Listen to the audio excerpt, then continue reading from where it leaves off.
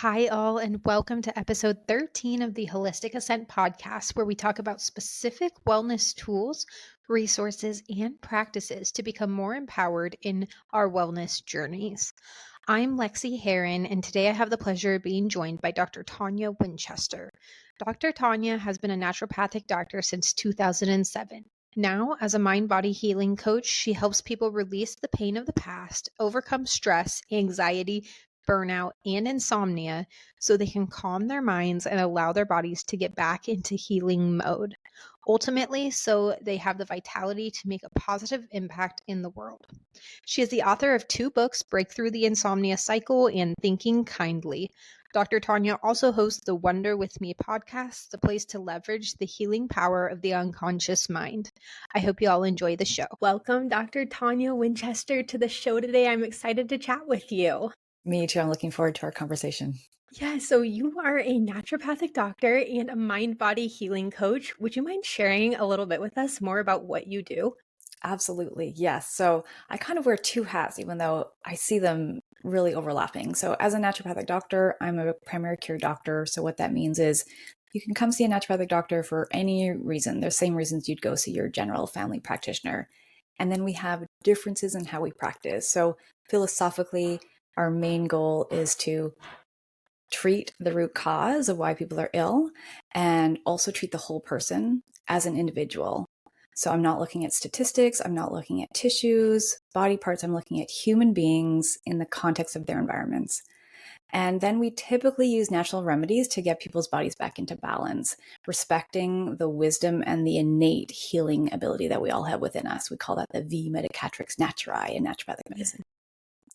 So that's kind of the general philosophy and approach. And really, it's about habit building because it's a lifestyle medicine. And when we change elements of how we live our lives in our day-to-day experience, how we sleep, how we eat, how we breathe, how we connect, how we move, how we nourish our bodies, this will actually impact not only our physical wellness, but also our emotional wellness and our mental wellness.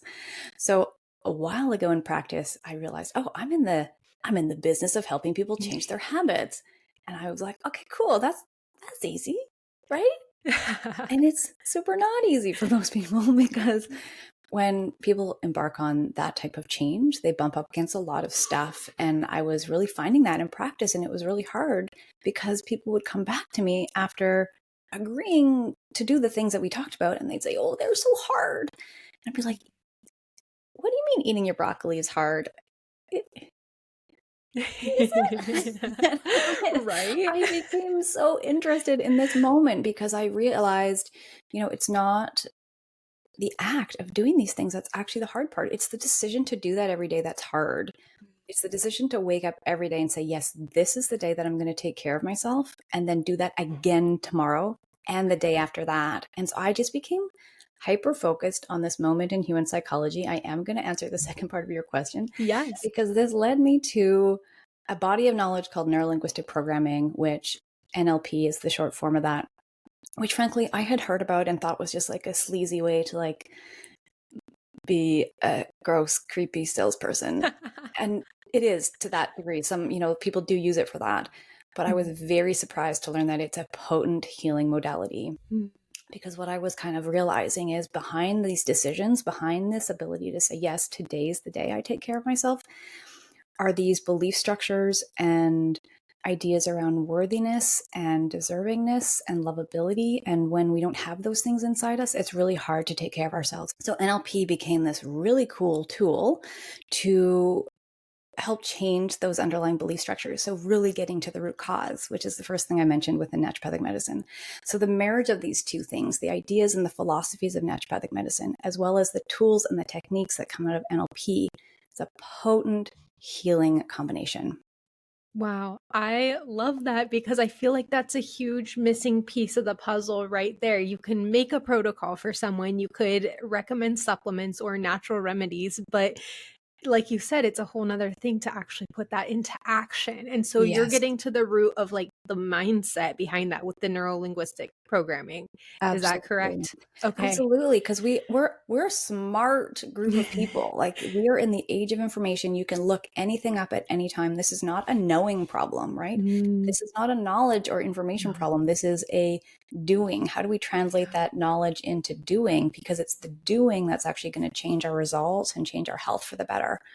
Right. Okay. So, how do we tap into this neuro linguistic programming? I mean, what does it look like to change the way that we actually think about things and connect our habits to that?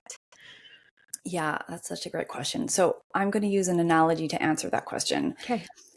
If we imagine, so part of the problem with habits is that they're being driven by our unconscious mind. That means we Mm, don't have a conscious or intentional component to it. That's what a habit is, right? It's something that's been automated, it's habituated. yeah. So it's this neural pathway that when there's a trigger, it fires and then there's a result without us needing to think about it. And this is a real gift, right? If we had to Right. think every time we needed to take a breath, or if we had to think every time we needed to digest our broccoli, if we needed to think about growing our hair, like, we would just be exhausted. Like, we don't Oh, have yeah. time for that level of intentionality in our day.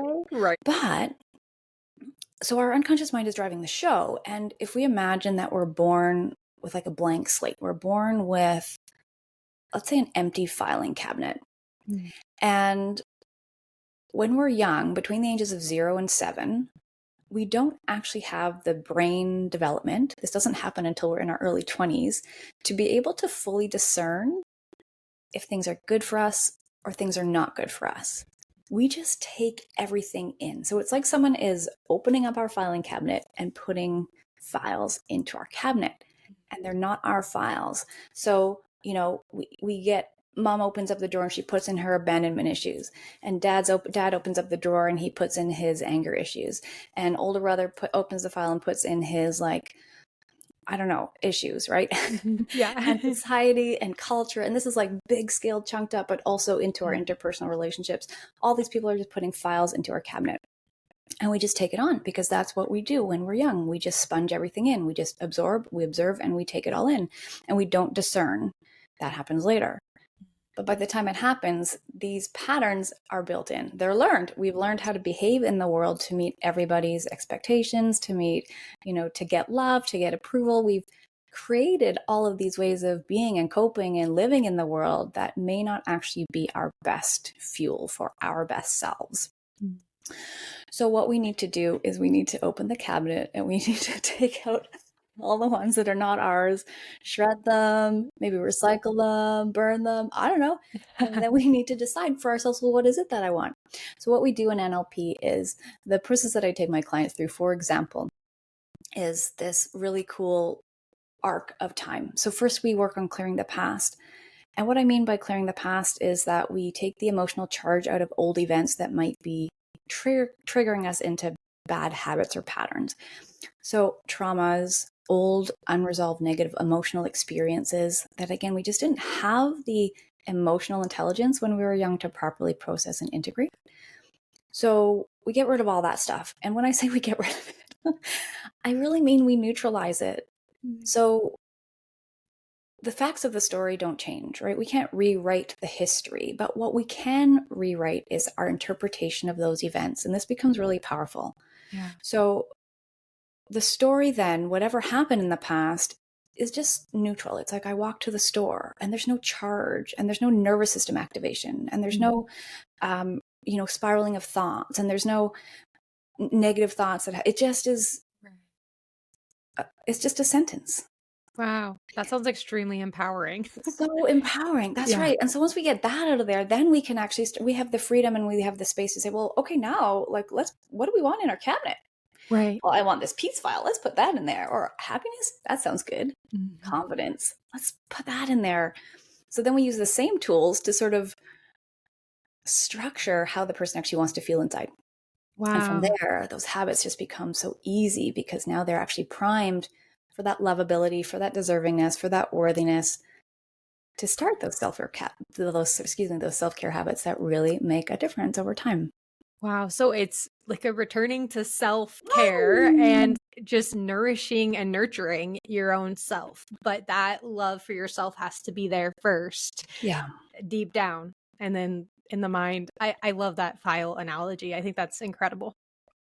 Yeah. And if you're at a place, like if you're listening to this or watching this and you're thinking, oh gosh, I don't have those things, none of this is your fault. Like this is nothing to blame anyone for, actually. Mhm. It is just the situation that you were born into, and Yeah. and you can't have controlled that.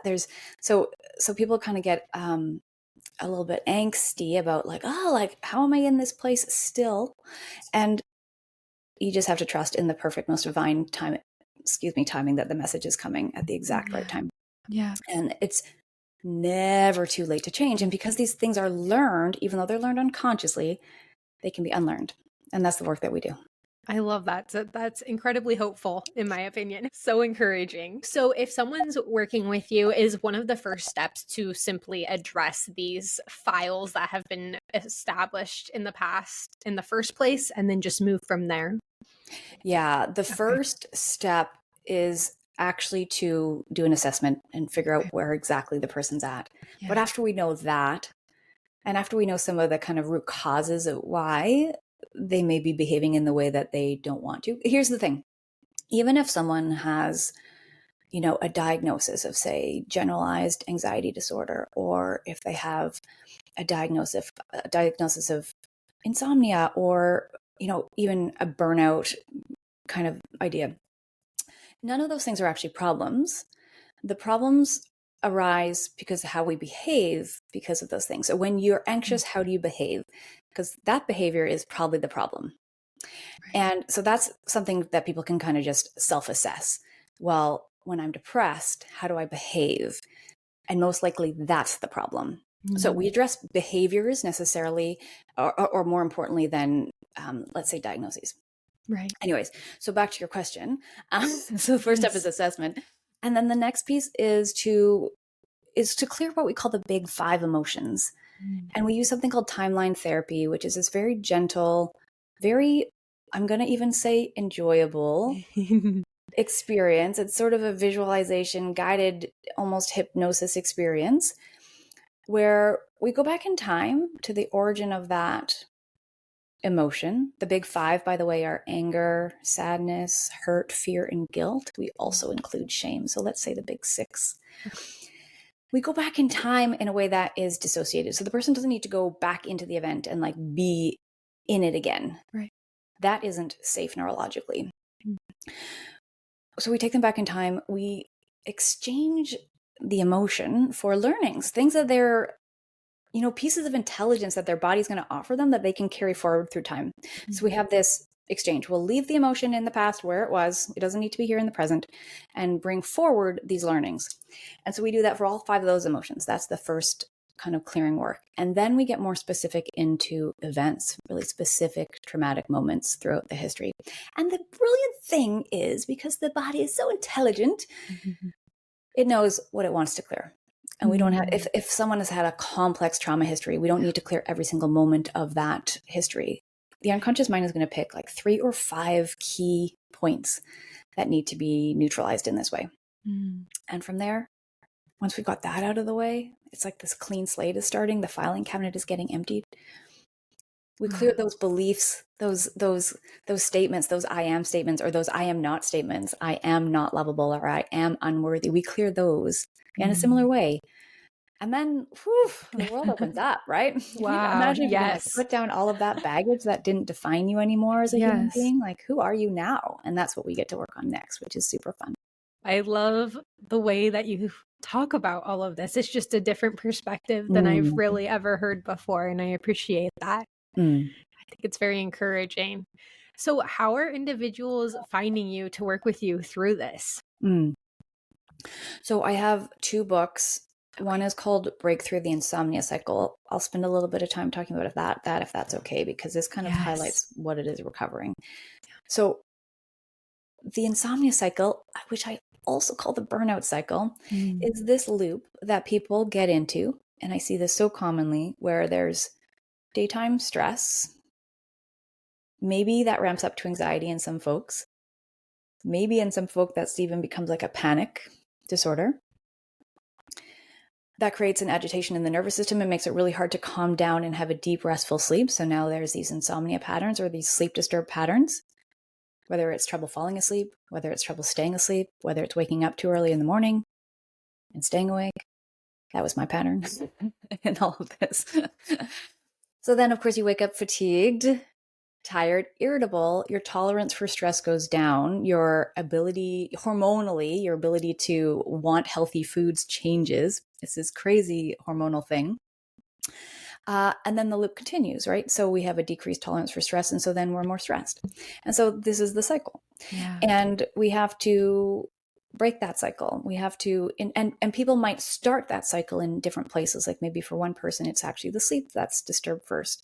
And then, or maybe for someone, it's the fatigue that is but the loop goes. And so we have to intervene with that loop. And so break through the insomnia cycle is really actually what we've been covering today. It's about these root causes of some of these patterns. Like, why is there a propensity to stress? Why is the nervous system activated?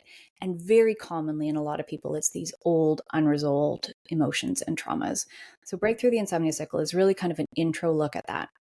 So people find me through the book, and in the book, there is like an invitation to become a client. Like, if you are working through this stuff, I can help, essentially.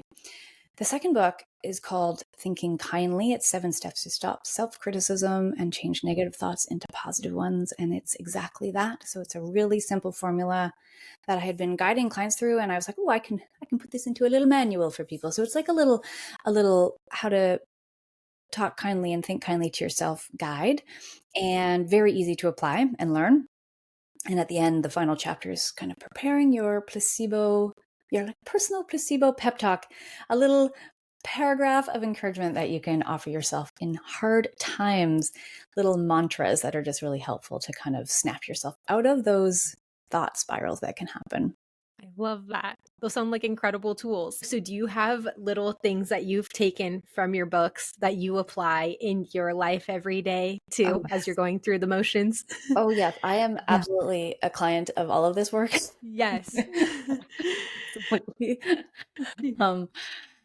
Yes, one of the things that we do in NLP is something called anchoring. And I talk about this in the second, in a little, both books, but mostly more so in the second book in Thinking Kindly. But an anchor is anything that is set up in the nervous system to have a reliable, predictable result. So for example, everybody who knows how to drive knows they are anchored that when they see a red light, they put their foot onto the brake. When we see a green light, we put our foot on the gas. Everybody's anchored to do these things. So there's a external stimulus or trigger. Yeah. Something happens neurologically. Of course, this is happening in a nanosecond without us intentionally needing to think about it. And then the behavior happens, and then the result happens.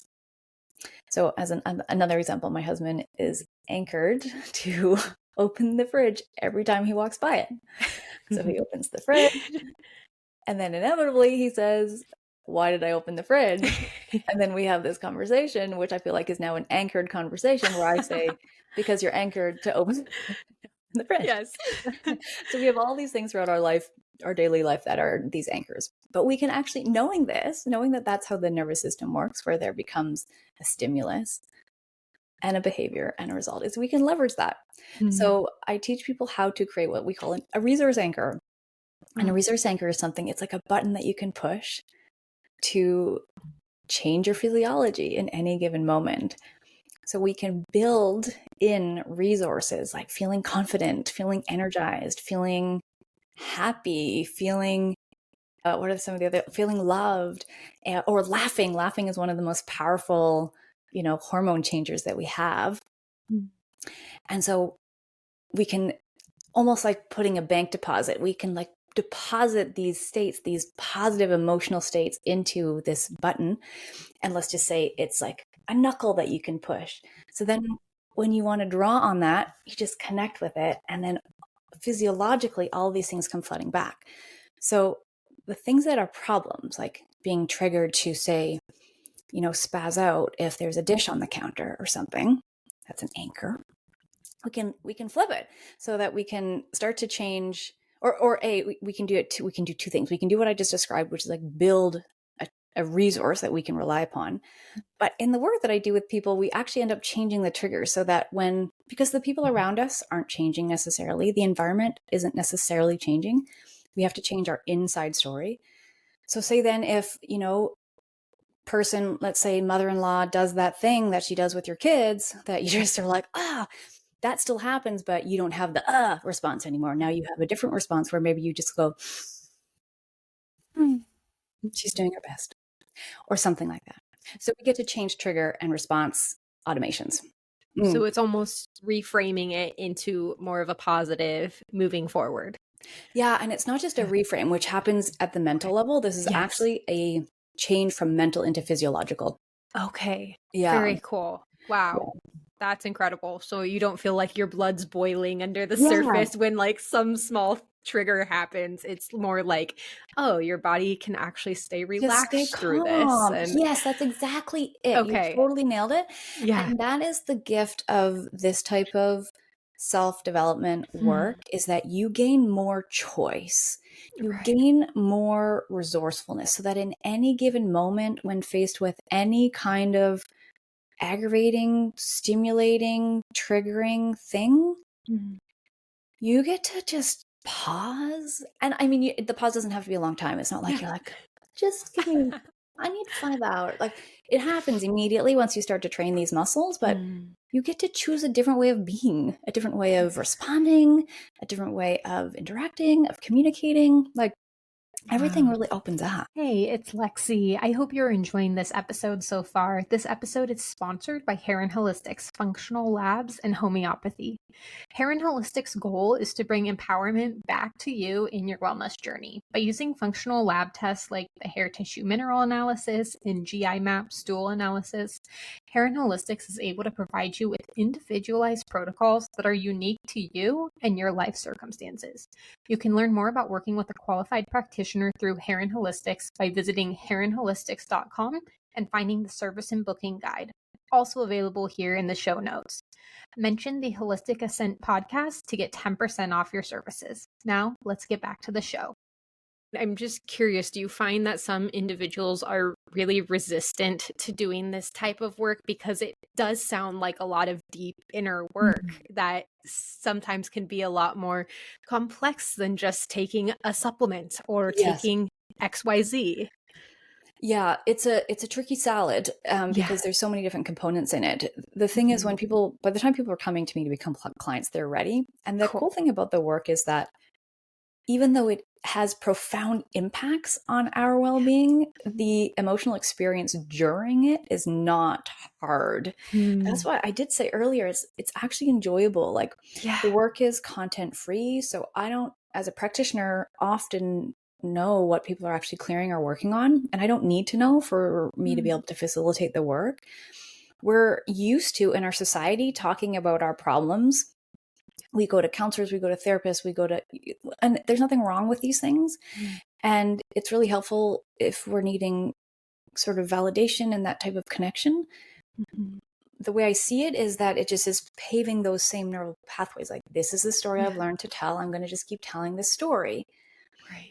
And it's not necessary for healing. In fact, in some cases, it can be hindering. So this approach, and it is very novel, I think you're right about that. And this approach where I don't need to hear someone's story for them to be able to rewrite a new story that they get to share that actually affirms who and what they want to be. Right. That's really, really refreshing. Yes. You're equipping them to go through that work themselves and create that. That's very cool. And so it's not a heavy, like, people sometimes cry, but very rarely, just because of how safe, how neurologically and psychologically safe the techniques are. People don't have they don't have reactions where we need to like pull them out of it and like calm them back down. Like, it's just so easy. That is so cool. Happy, yes, with it. Okay, so you have successfully seen that individuals in your practice have been able to apply all of this and then move forward, and then they're able to actually adhere to those healthy habits, whether it be getting those more nutrient dense foods in their diet or getting better sleep patterns. You've seen that all pan out better after this. Yeah, absolutely. And then those things just happen so easily. And then there isn't that resistance that you mentioned. And there is that at the beginning when they don't have the kind of neurological structures inside to support those habits, those old stories of, I'm not good at this. I can't do this. I'm not worthy of this. Those things hold us back and they're going to sabotage. Like, and then anytime you start something, okay, it's January 1st, I'm going to go to the gym. Woohoo. And then day 1, you totally rock it. And then day 2, you go and it's like, easy, no problem. And then day 3, like, oh, the dog vomited on the carpet today. I can't go to the gym today. Everything's blowing up. Going. Yes, right. Yes, that totally makes sense. You had asked about sustainability as we were chatting before. Yes. I think that's a really important word because we are all on the same path to an endpoint in this lifetime. And we need to be thinking about that future version of ourselves. And I think about it like this. How can I, current Tonia, do future Tonia a solid? I love that. So what will my future self thank me for? And that's a really good lens and frame to sort of approach your day-to-day life with, because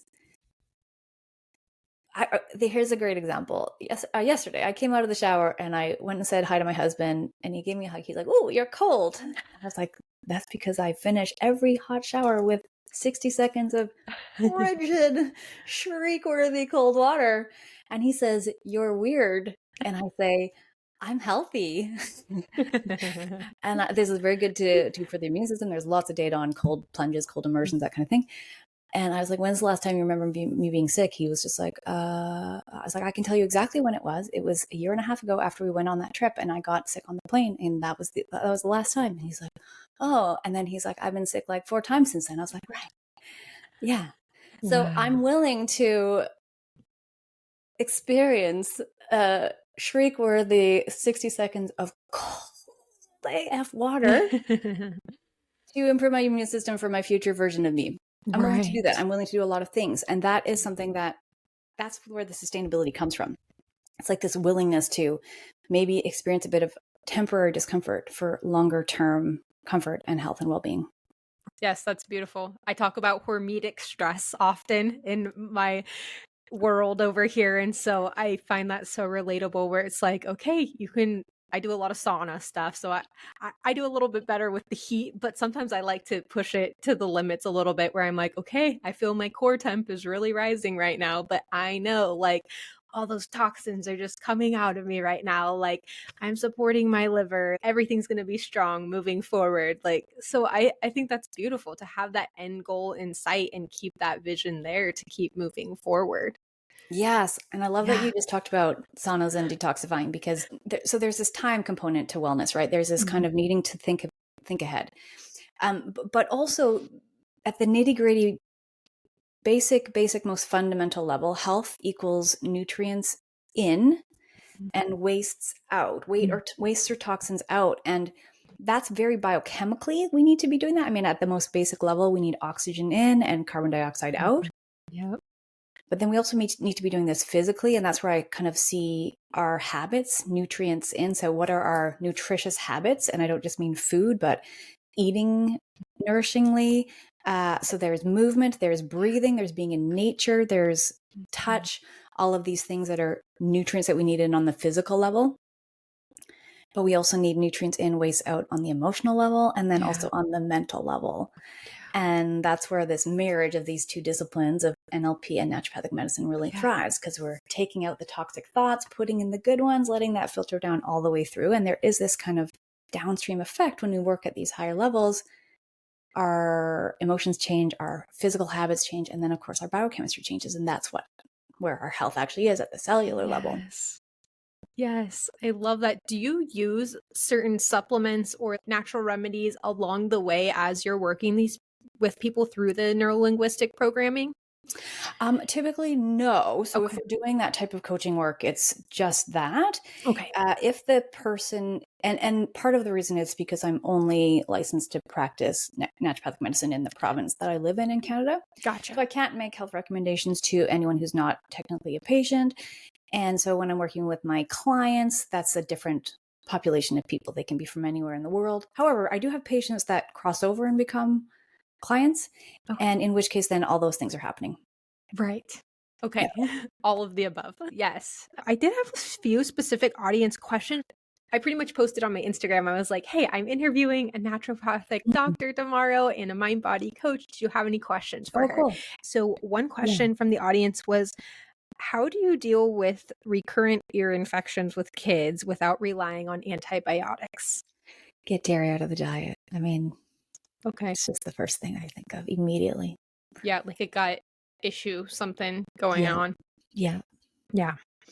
And then that was my childhood experience. I was a super sick kid, like just sick with everything. I was on antibiotics all the time, steroids, like I was a real sick kid, which is actually one of the big components of my origin story coming into naturopathic medicine. I wanted to be a pediatrician. And I remember because I was such a sick kid, I was like, I want to be a doctor for kids so I can help kids get better and have a lot of fun. But then I just became disenchanted with the Western medical system because I kept just getting more prescriptions and no answers and sicker and sicker and sicker. And so when it was time to actually kind of make a decision as a young adult, I was like, I want something different. And then a series of events led me down a path to naturopathic medicine. But but get dairy out of the diet and just stop it. Yes. Do you think there's a difference? Like, I mean, there's the whole raw dairy world that has the enzymes and probiotics in it still, and then there's not. Do you think that makes a difference? I mean, it does, but good luck finding raw dairy. Oh, yeah, it really depends on where you live. Exactly. It's like one of these like secret clubs. It's Fight Club. Like you can't, if you're in the raw dairy club, you can't talk about the raw dairy club. Nobody's going to tell you about the raw dairy club. How do you get into the raw dairy club? Like, I don't know, but like, good luck. And it's a black market for and it might be better, but good luck. That's a very valid point. That's true. Even when I have patients that are like, I have a hookup, and I'll be like, can I know about it? And they're like, know about what? Like they've forgotten immediately that they're like, shoot, I mentioned. They're like, oh no, I spilled the beans. I spilled the milk. Oh, that's hilarious. Okay, yes, that is totally true because it very much depends on where you live. I live pretty much in a little homesteading rural community and everyone has their own cow. So for me, it's everywhere. Like, this is great, but I cannot tolerate pasteurized dairy at all. Like everything will blow up in not a good way. But I can do a little tiny bit of the raw dairy stuff. So I just was curious about your experience with that.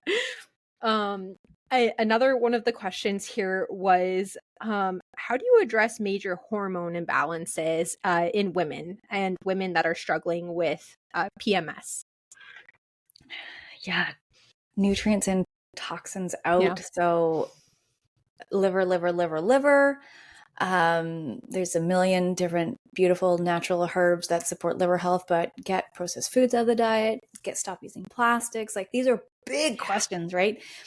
Get stop. I said processed foods, sugar, caffeine, all the things that we use in our lives as boosts to help us in the insomnia and the burnout cycle. There are all these things that change our physiology. If like we wake up, we're exhausted, so we need coffee, and then we crash, and so then we need sugar, and then we crash, and then we need, and that's totally part of it. But if there is specific PMS, like pre-menstrual syndrome stuff going on, whether that's emotions or cravings or whatever, nutrients in, toxins out, come back to that simple formula on all levels. Yes. And do you find that individuals, I know you're in the two different camps with the neuro-linguistic programming and the naturopathic doctor work, but do you find that individuals that go through the neuro-linguistic programming actually have a lot of their symptoms subside simply from doing that inner work? Yes, absolutely. Okay. Pain goes away. I personally used to have inebriating menstrual cycles. And after I cleared my traumas, my body doesn't need to do that anymore. I've lost 60 pounds since going through this work as a client. Wow. That was trauma weight. Sleep. I had mentioned my own sleep issues. I sleep through the night like a wee baby who does sleep through the night. Yes, 100%, absolutely. So that's an example of that like top down approach in that formula of health. Yeah. Right. And like you said, in that insomnia cycle, there's different hormones that are getting so thrown off, and then the sleep. I mean, it just affects everything. So if you can get to the root of that, it would make sense that the other things would fall into place. Absolutely. And it's not that we still don't need healthy habits, because we still need those things, right? Yes. But if we make it easier for ourselves by getting our nervous systems to a state that they're not reactive and impacted by the smallest little things. Like if I go out there and see a dish on my counter, I'm not going to be like, Yeah. it's whatever. Right. I find that extremely relatable, if I'm being honest. So I'm like, okay, I need to do some of this work here. So if you were to recommend 3 practical tips for the audience to apply today after listening to this or watching this, what would 3 things be that they could go apply right now to start supporting their body holistically? Okay, so thing 1 is more of a mindset versus a thing to do, but it's a thing to believe, which is please believe that your body knows how to heal. It wants to, and it can. That's the most important thing. You are designed to heal. Every organism in nature has that V medicatrix naturae, the healing power within. Know that your body wants to heal. It can, it wants to. That's thing 1. Thing 2 is, if you find yourself, reflecting on our conversation, shaping like, oh, dang, I got some bad habits. Find something that would be doable and small that you can introduce that would be a good, helpful habit. So don't go changing everything at once. That also is kind of that sustainability conversation. Like pick one thing. So maybe for you, it's going to be, instead of going through the drive-through and getting the coffee and the donut on the way to work, like maybe instead the one thing that you do differently is you prep ahead and make a smoothie that you can take with you in the car. Whether that's with, some nice high antioxidant berries, some coconut milk, maybe some chia, that's a great start to kind of just like a simple smoothie. And you just do that for a month and just see what you notice. Like health is not a sprint, right? Health is an endurance race to the day that we die. Amen to that. There's no race to like do everything perfectly right now. Yep. But start with one thing that you can. So elbow in the good with one thing. So that's tip number 2. So tip number 1, know your body can heal, wants to, and it is just designed to. Tip 2, pick one small thing that you can introduce into your day. And then I would say, because we are social creatures, tip 3 is get buddies that can support you. Yeah. The data is so clear that when we are connected and we have accountability and we, have someone to bounce these types of things off of, that we're going to be more successful in whatever it is we're trying to achieve. So tell people about it, and maybe get someone that you can, just a simple text every day. Like, I had my smoothie today, and that's it. It doesn't have to be like a half-an-hour conversation, just like someone you can check in with. So pick the one thing and then share that with people. That's great. I think when you're in the midst of all the turmoil and symptoms and things like that, it's, at least for me in the past, it's been easier to isolate. Yes. And that's not the best thing Agreed. to do, Agreed. because that just starts this whole cascade of like different thought patterns and everything. Yeah. And so I think that is an extremely valuable piece of advice, just to create a support system around you and have that accountability. I think that's huge, and something whether that's that's not a offered. professional or whether it's a friend or a family member, anyway. And I mentioned laughter is one of the best sort of hormone changers we have, but connection is the same. So, cortisol, everybody knows about cortisol, is a stress hormone, and it gets a bad reputation because it's quite damaging to our physiology when it's elevated long term. It is a helpful hormone. Like, we wouldn't be able to get out of bed if it wasn't for cortisol. But it's meant to be sort of offered to the body in these short-term bursts versus like a long steady state, which is generally like modern life, right? Right. And it bullies all the other hormones. So going back to that question about hormone balancing, Yeah. cortisol is a huge part of this. Cortisol changes how our thyroid function. Cortisol changes how our estrogen and progesterone function. It changes everything. It changes insulin sensitivity, but and melatonin, it bullies melatonin. Yeah. Like it just all of it. Seriously. But the one hormone that will override and lower cortisol is oxytocin, which is our bonding, it's our love, it's our connection, our sex, our orgasm hormone. So we're humans, we have the need for social connection. And so bring that into your wellness program. It needs to be a part of it. Love that. Yeah. Well, if someone is looking to find your books or find more about the information that you offer to the world and this neuro-linguistic programming, where can we find you? Yes. So ToniaWinchester.com, Tonia Winchester.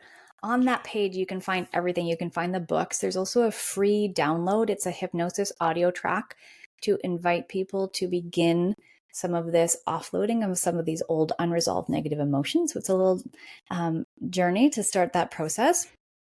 There's all the programs that are offered there as well. And on social, I am at Coach Tonia everywhere. Awesome. Wow. I'm excited. I'll link all of those resources in the show notes here so everyone can just directly go to those too and to your books as well.